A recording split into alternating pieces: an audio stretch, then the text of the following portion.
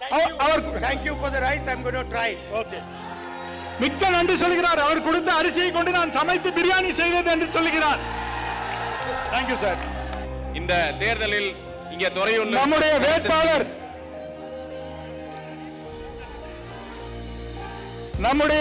வேட்பாளர் புகழ்பெற்ற கொப்பம்பட்டி சம்பா அரிசியை தலைவர் அவர்களுக்கு வழங்கி இருக்கிறார்.